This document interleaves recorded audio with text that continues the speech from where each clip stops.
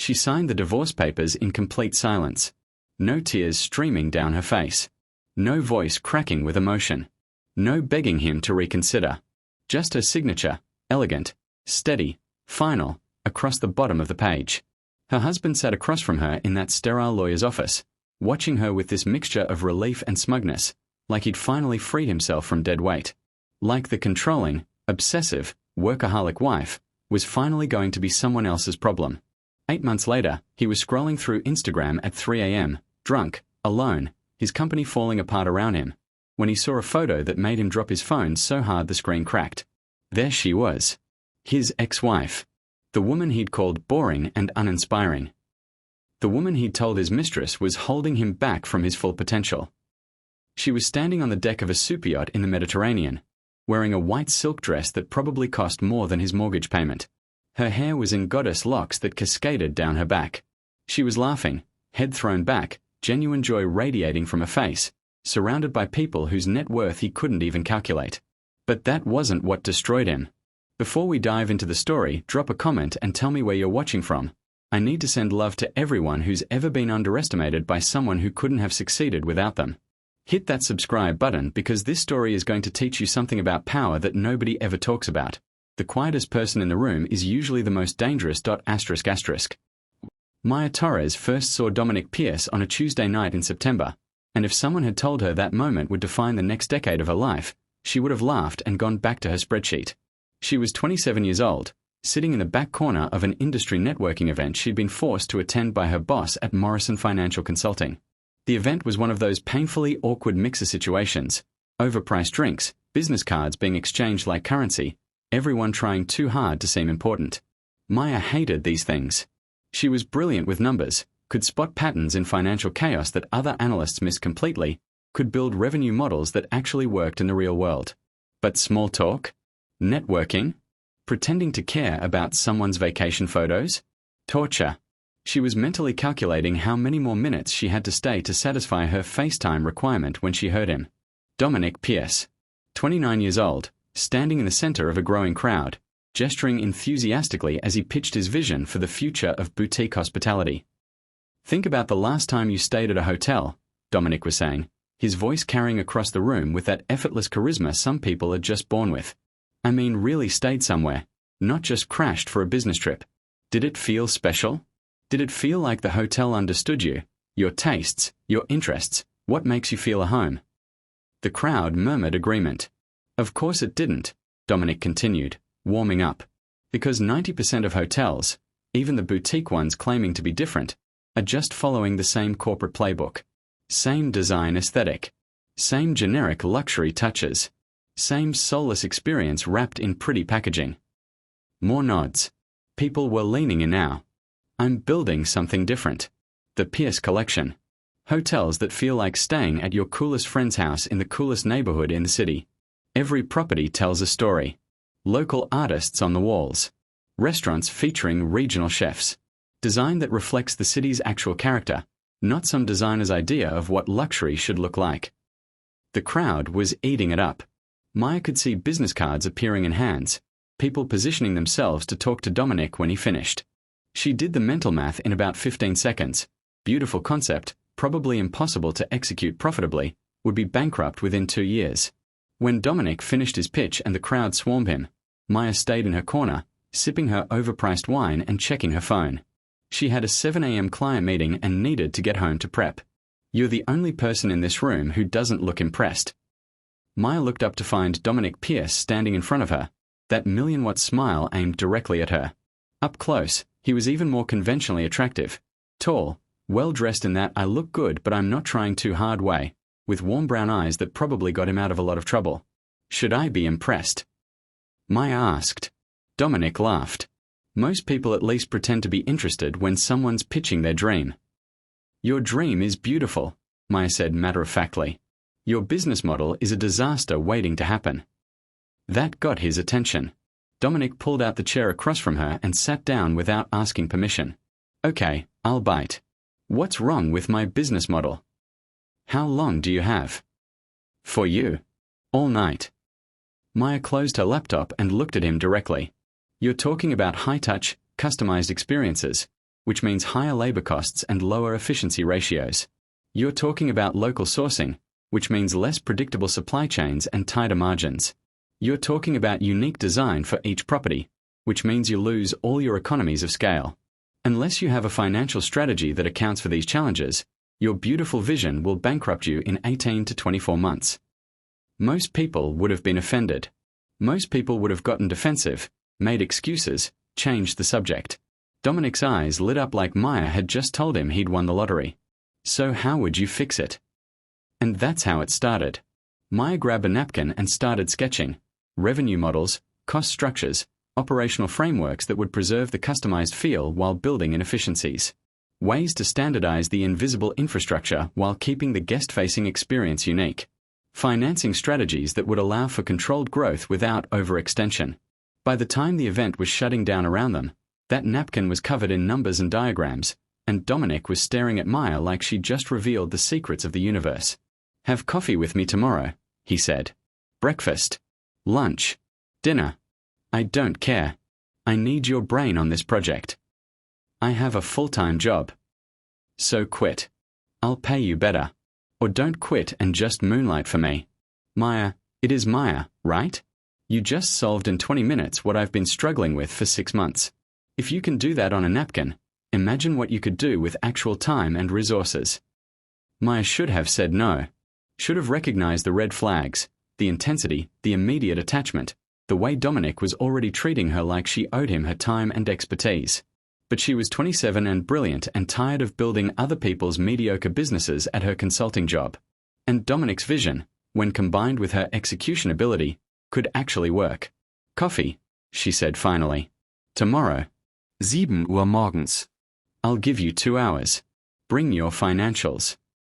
That coffee meeting turned into a 4-hour working session, which turned into daily meetings that stretched into evenings, which turned into Maya spending every spare minute helping Dominic transform his dream into an actual viable business.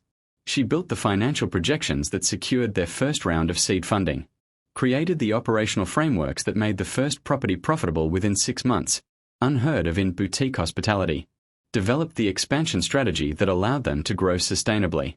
And somewhere between the spreadsheets and the late-night strategy sessions and the shared Chinese takeout in her apartment, Maya fell in love. Not with Dominic's looks or his charm, though both were undeniable. She fell in love with what she thought was genuine partnership. The way he'd listen to her ideas. The way he'd call her brilliant and mean it. The way he'd tell her, "You're the reason this is going to work. I have the vision, but you have the blueprint. We are perfect together." Maya's mother saw it differently. "That boy has champagne dreams and no discipline," her mother said in her thick Haitian accent when Maya brought Dominic home for dinner. "He smiles pretty and talks big, but what has he actually built? Nothing. You are building it. Make sure your name is on everything, Maya love. Don't be one of these women who builds a man's empire and ends up with nothing but thank you. Mama, we are partners. Equal partners. 50-50 on everything." Her mother gave her a look that Maya would remember years later, sad, knowing, resigned. "Baby, just because a man calls you his partner doesn't mean he sees you as an equal. Watch what he does, not what he says. Watch where your name appears. Watch who gets the credit." Maya dismissed the concern. She and Dominic were different. They were actually building something together. He proposed 14 months after they met, in the gutted shell of what would become the Pierce Collection's first property in Portland. No electricity yet, no finished floors, just concrete and potential, and Dominic on one knee with a ring he'd spent too much money on. "Build this with me," he said, his eyes shining with tears and ambition in equal measure. "Not just the hotels. Everything. A life. A legacy.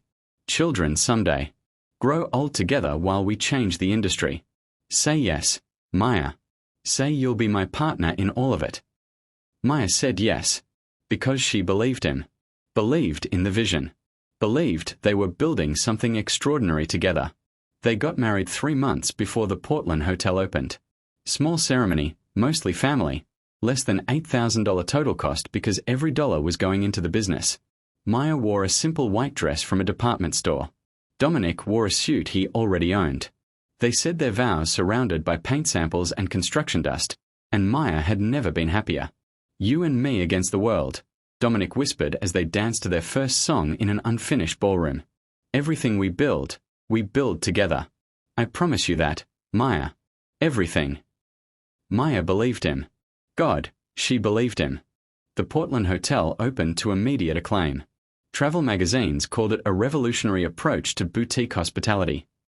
Guest reviews were off the charts. And the financial performance shocked everyone. Profitable in 6 months, which just didn't happen in hotel development.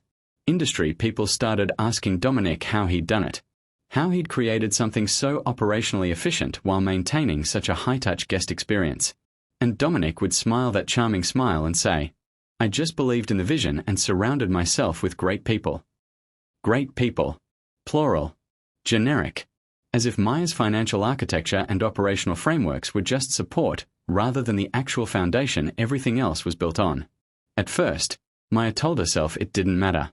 Dominic was the face of the brand. He was charismatic, photogenic, good with media. She hated that stuff anyway. She was more comfortable in the background, building systems and solving problems. But the erasure was systematic. Methodical. Almost surgical in its precision. When Forbes did a feature on the new face of boutique hospitality, they interviewed Dominic for 3 hours. Maya for 15 minutes. The article had a full-page photo of Dominic standing in the Portland hotel lobby, looking visionary and successful. Maya was mentioned in one paragraph. Pierce credits his wife Maya, who handles operations and finance, as being incredibly supportive of his vision. Incredibly supportive. Like she was his cheerleader instead of his architect. Why didn't they interview me more? Maya asked that night, trying to keep her voice neutral, trying not to sound needy or jealous. Dominic was scrolling through the positive responses to the article on his phone, barely paying attention. Oh, you know how media is. They want a face, a story, a protagonist. You hate doing press anyway. This is better. I handle the public stuff, you handle the building stuff. Plays to both our strengths. That was true.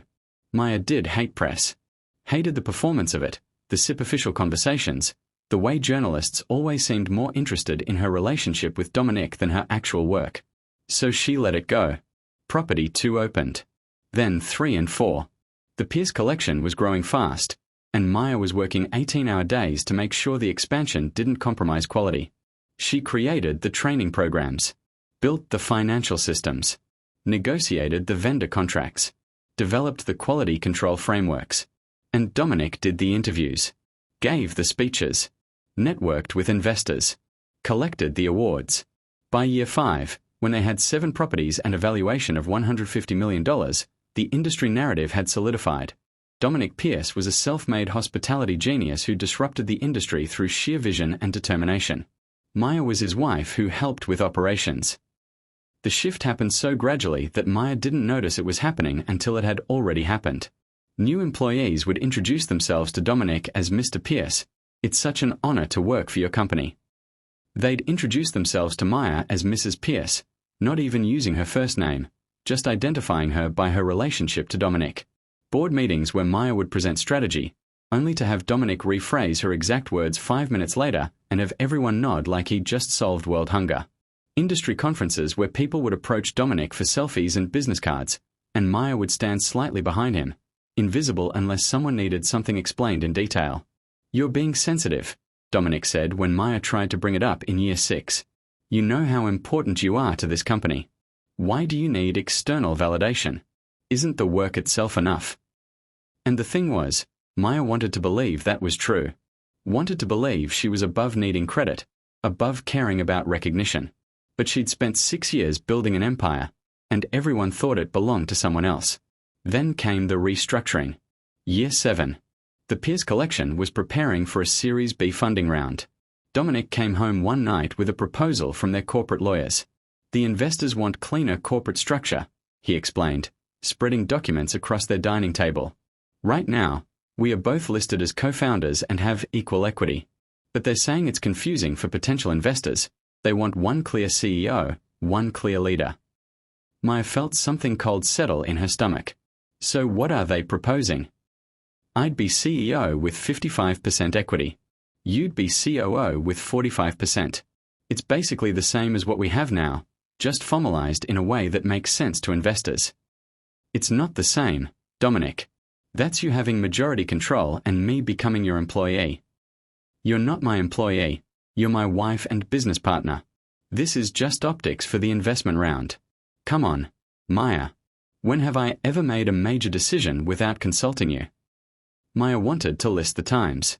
Wanted to point out that she'd discovered decisions he'd made only after they were implemented. Wanted to push back. But they were about to close a $50 million funding round. This wasn't the time to rock the boat. She signed the papers. That was the beginning of the end, though she didn't know it yet. Kira Matthews walked into Maya's life on a Monday morning in September, year 8 of the Pierce collection. Dominic had been complaining for months that he needed executive-level support because his schedule had become unmanageable. Maya had been encouraging him to hire someone. She was drowning in operations and couldn't take on his calendar management too. But when Dominic introduced Kira, Maya felt something immediately uncomfortable settle in her chest. Kira was 24, blonde, Instagram perfect in that carefully curated way that looked effortless but probably took hours. She had a marketing degree from a decent school and had worked for 2 years at a luxury brand management company. More importantly, she looked at Dominic like he'd hung the moon and personally invented the concept of boutique hotels. Mr. Pierce, I just have to say, the Pierce collection completely changed how I think about travel and hospitality, Kira gushed during her first week. Your vision is absolutely revolutionary. Dominic ate it up. Of course he did. Kira gets it, he told Maya that evening. She understands what we are building in a way most people don't. What we are building, Maya repeated, but Dominic was already on his phone, not listening. Within a month, Kira was traveling with Dominic to industry conferences. Within 2 months, she was sitting in on investor meetings. Within 3 months, she had become his constant companion, always there with coffee exactly how he liked it, always laughing at his jokes, always ready with compliments about his brilliance. And Maya was watching her marriage and her partnership slowly dissolve. Dominic started coming home later. Started going to more networking events that somehow always featured Kira in the Instagram posts. Started dressing better, working out more, paying attention to his appearance in ways he hadn't in years. Should I be worried about Kira?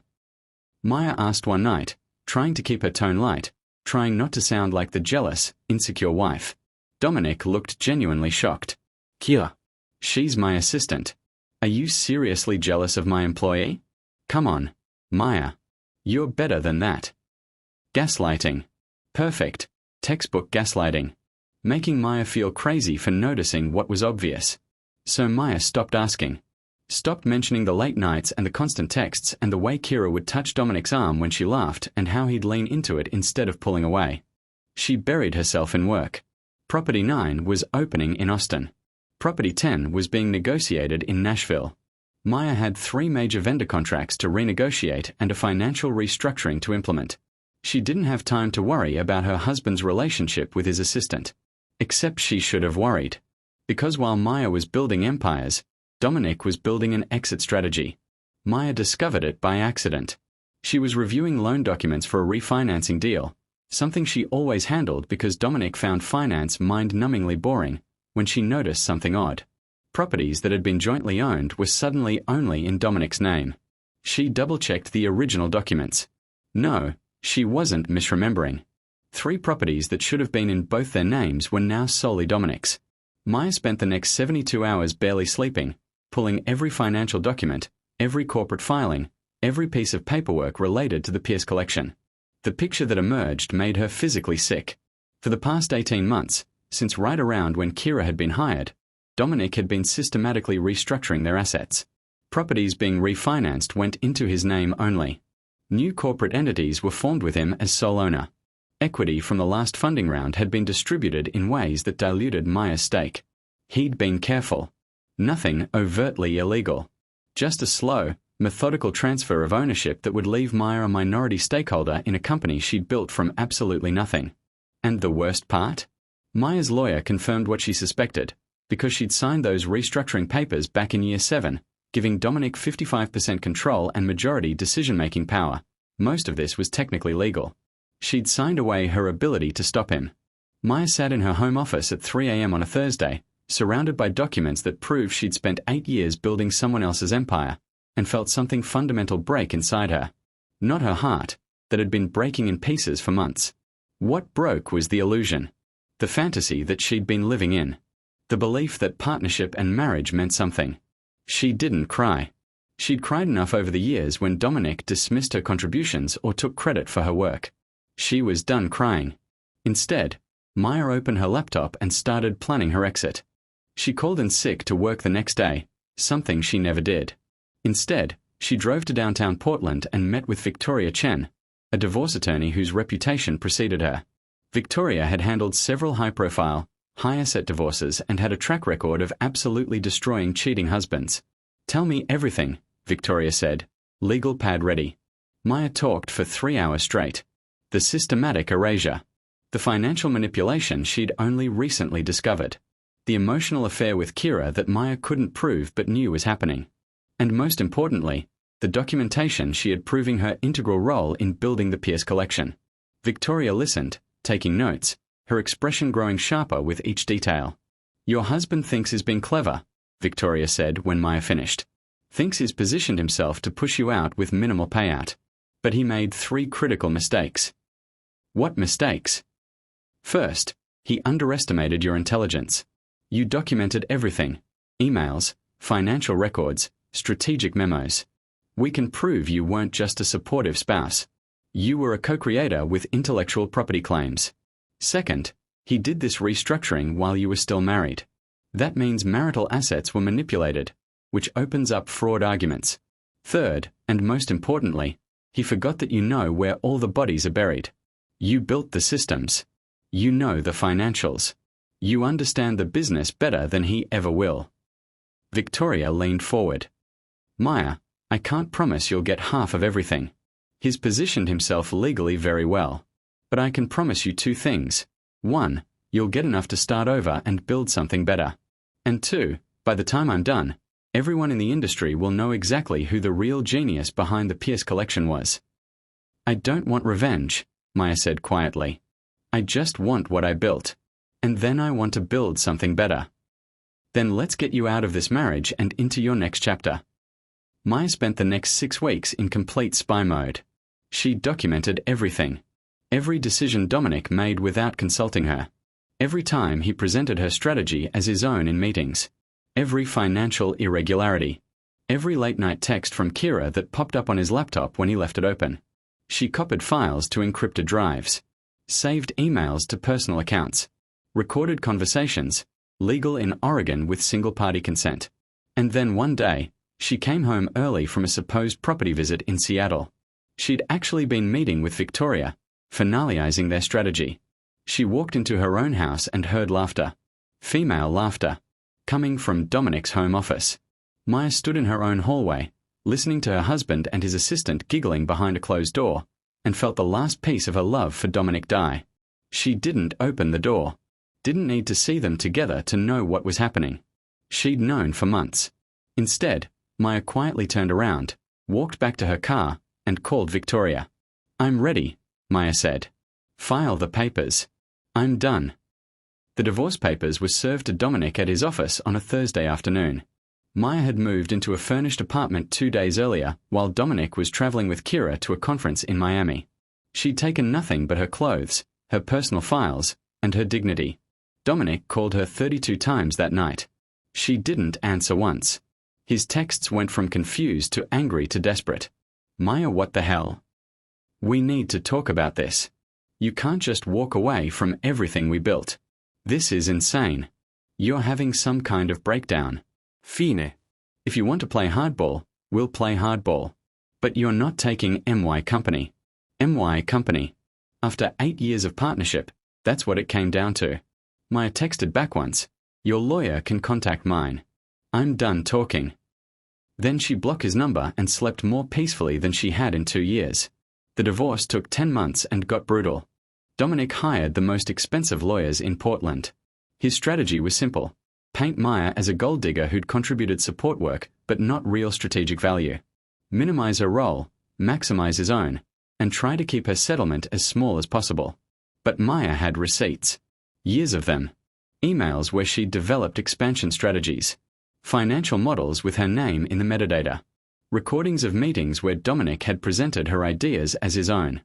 Text messages where he'd asked her to fix problems and she'd solve them. Performance reviews she'd written for employees. Training programs she'd created. The documentation was overwhelming. Dominic's lawyers tried everything. They argued Maya was just doing her job as COO. That following instructions wasn't the same as creating strategy. That anyone could have done what she did. Until Victoria put Maya on the stand and had her walk through, in excruciating detail, exactly how she'd built every system the Pierce collection used. How she'd created the financial models. How she'd developed the operational frameworks. How she'd negotiated the deals and structured the financing and trained the managers. The judge listened for 3 days of testimony. Then awarded Maya $15 million plus retention of all intellectual property she developed. Her training systems, her operational frameworks, her financial modeling approaches. Dominic was furious. 15 million? For 8 years? She's walking away with my company's secrets. No, the judge said coldly. She's walking away with her intellectual property that you've been exploiting.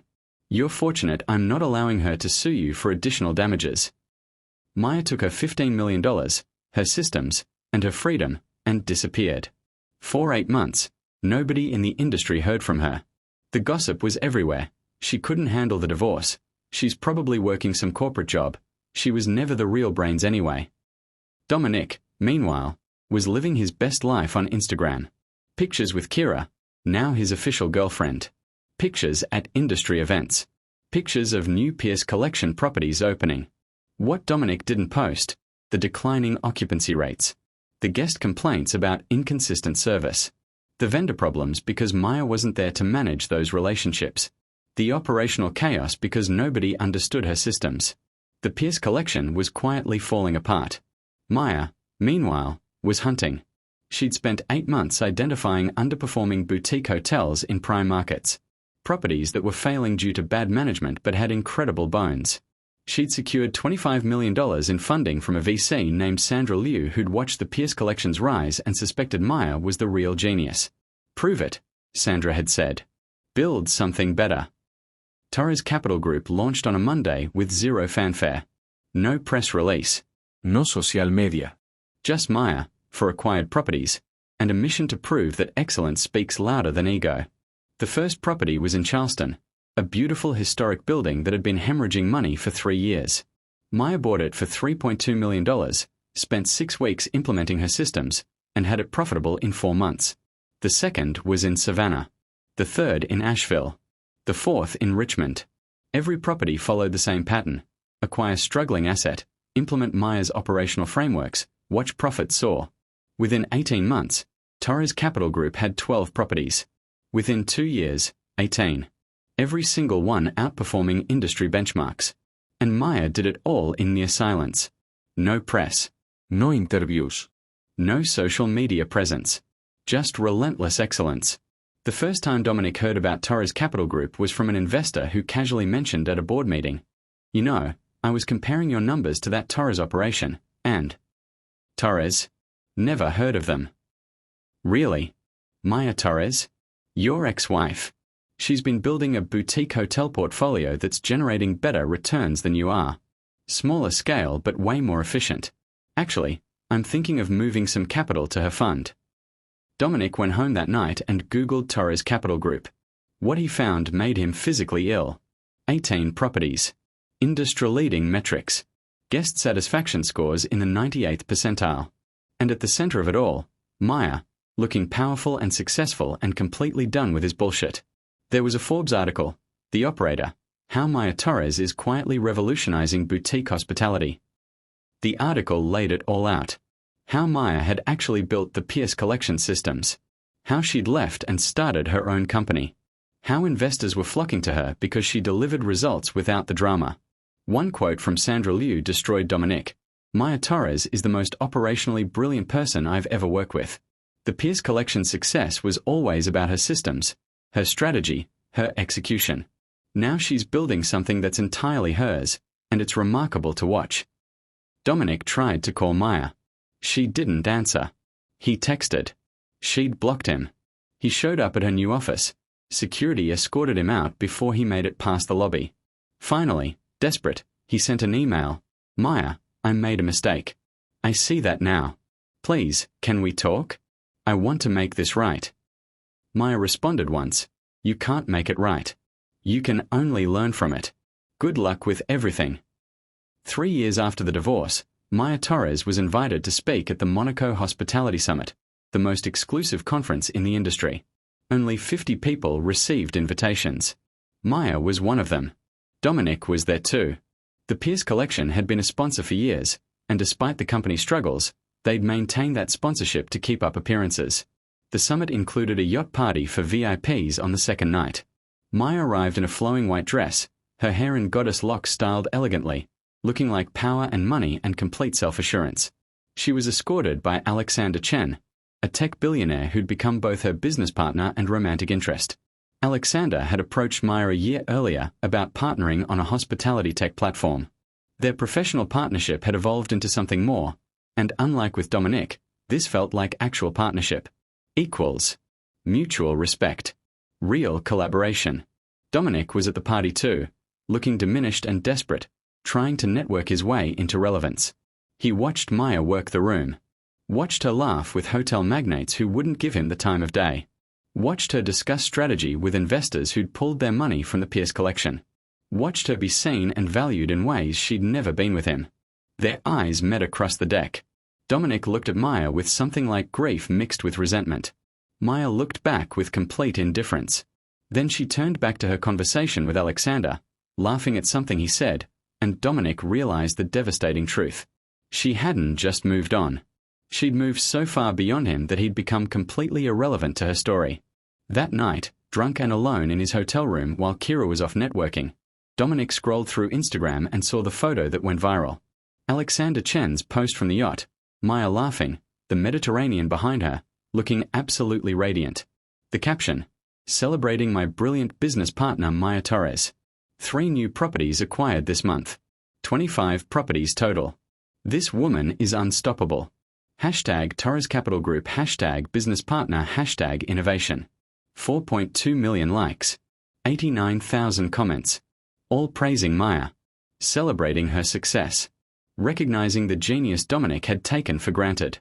Dominic sat there in his expensive hotel room, his company falling apart, his relationship with Kira strained because she was realizing he wasn't as successful as he'd pretended to be, and finally understood what he'd lost. Not just the operational genius or the business partner. He'd lost the woman who'd believed in him when he was nothing. Who'd built him an empire with her bare hands. Who'd sacrificed her recognition, her credit, her visibility, all for a partnership that had never been equal. He'd treated her like she was replaceable. And she'd proven that he was the one who could be replaced. 5 years after the divorce, Maya Torres was on the cover of Fortune magazine. The operator, inside the mind of hospitality's quiet revolutionary. Torres Capital Group had 32 properties across 4 continents. The company was valued at $850 million. Industry-leading profitability. Best employee retention rates in hospitality. And a consulting division where Maya taught her methodologies to other operators. She'd also launched the Torres Foundation, providing business education and capital to women entrepreneurs, particularly women of color, who were brilliant but overlooked. Maya was engaged to Alexander, not because she needed a man to validate her, but because she'd found an actual partner who valued her mind as much as her heart. The Pierce Collection had been sold to a larger hotel group. Dominic was working as a consultant. Still charming. Still smooth-talking. But everyone in the industry knew the truth. One afternoon, Maya received a LinkedIn message. Dominic, I know you won't respond, but I needed to tell you, I see it now. Everything you built. Everything you were. Everything I took for granted. You were always the genius. I was just the guy talking. I'm sorry I made you invisible. You deserved better. You became better. Congratulations. Maya read it once, then deleted it without responding. She didn't need his acknowledgement, didn't need his apology or recognition. She'd built an empire with her name on it, found love with someone who saw her, created a legacy that would outlast every person who'd underestimated her. And Dominic Pierce? He was exactly what he deserved to be. A cautionare tale. A mistake she'd learned from. A chapter she'd closed. The best revenge wasn't destroying him. He was becoming someone so extraordinary that he spent the rest of his life explaining how he'd let her go. Maya stood in the lobby of Torres Capital Group's newest property, a stunning converted warehouse in Barcelona that had just opened to rave reviews. She was reviewing final details before the official opening gala that evening when her phone buzzed. A text from an unknown number. "Maya, it's Kira. I know you have no reason to listen to me, but I need to tell you something. Can we talk?" Maya stared at the message for a long moment. She'd heard through industry channels that Kira and Dominic had broken up 6 months ago.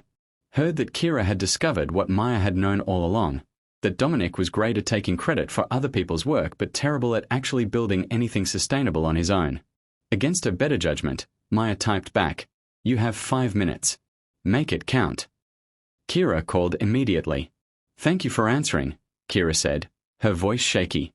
"I know I don't deserve." 4 minutes, Maya interrupted. "Get to the point." Kira took a breath. "I was young and stupid and ambitious, and I thought Dominic was this genius, this visionary. He told me you were holding him back, that you didn't understand his vision, that you were just good with numbers but didn't get the creative side." 3 minutes. "I believed him. God, I believed everything he said. I thought I was special, that he saw something in me that he didn't see in you. But after you left, Maya, everything fell apart. He didn't know how to run the company, didn't understand the systems you'd built. Made decision after decision that lost money because he never actually learned the business. He just learned how to talk about it." 2 minutes. "I'm not calling for forgiveness. I'm calling because I see it now. Everything you built. Everything you were.